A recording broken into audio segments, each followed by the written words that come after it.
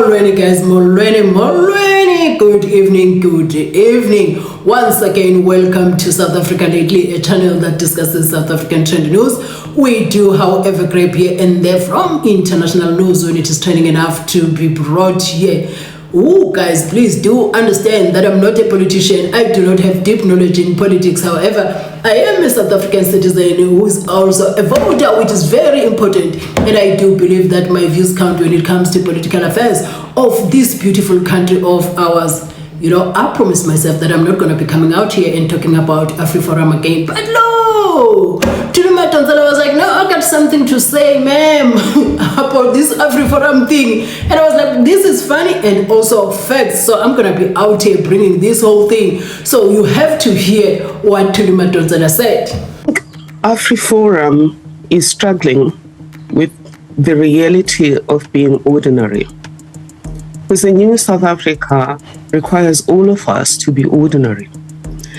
Whereas colonialism and apartheid made white people special people.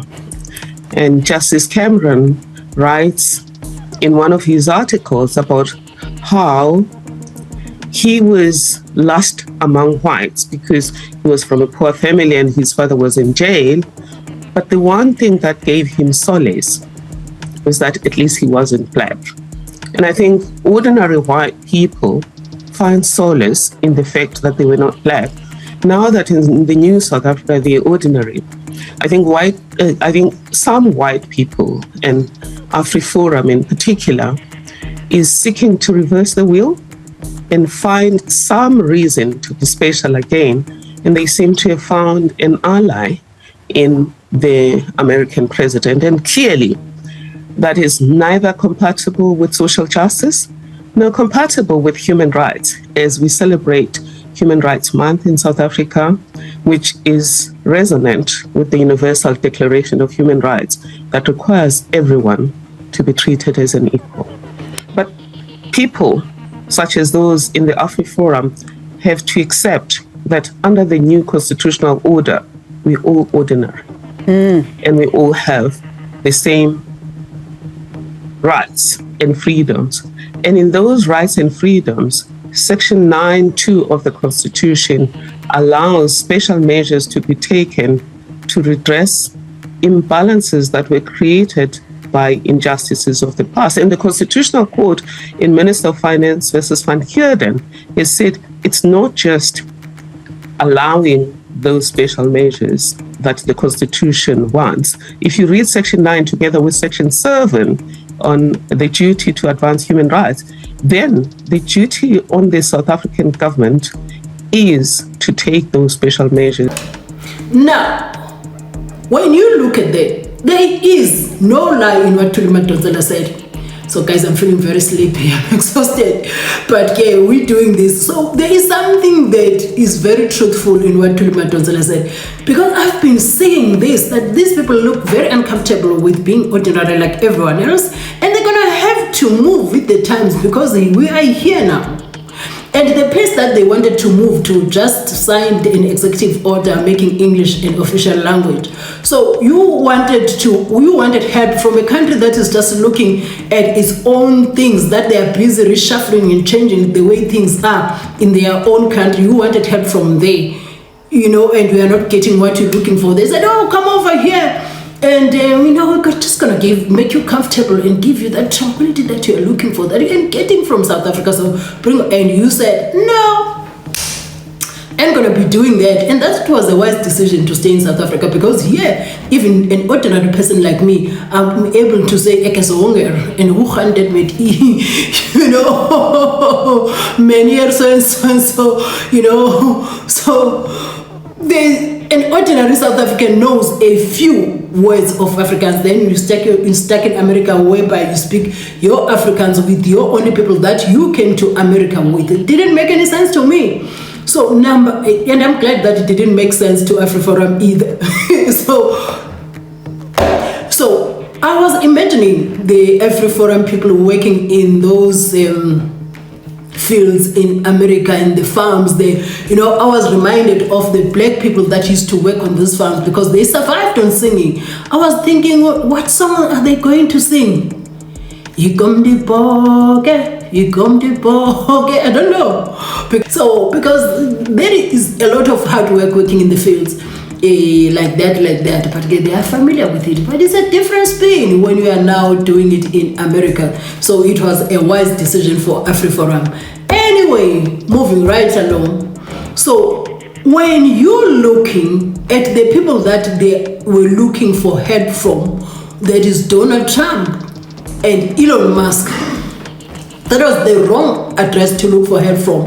Because to begin with, Elon Musk has a different agenda. And Donald Trump is a different agenda. It's just that America is a means to that agenda that they are focusing on this month. That's according to me, but you're allowed to disagree with me in the comment section, because if I remember very well, Elon Musk is marked to be, or is predicted, or there's a projection that Elon Musk is going to be the first trillionaire, maybe like in 2027, and that is next year. And you best believe, because we know that Donald Trump is a businessman as well. So they are using that American, you see, the way they are switching off things where they believe that the expenditure could come from. It's like, according to me, it's the biggest heist right in front of our very own eyes. Like making sure that whatever systems that are there in America, they favor them to do the things that they want to achieve. So that by 2027, Elon Musk is going to be a trillionaire. Do you think Donald Trump is stupid not to want a piece of that? They're going to do whatever they can to get that money using the American people. So they've got this president, you know,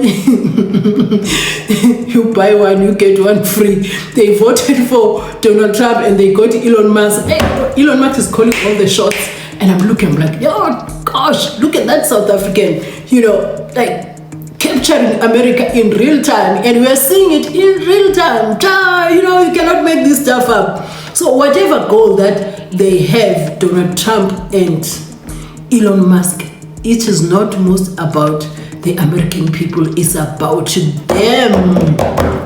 Because if it was about the American people, that stand with Zelensky, it wouldn't have happened.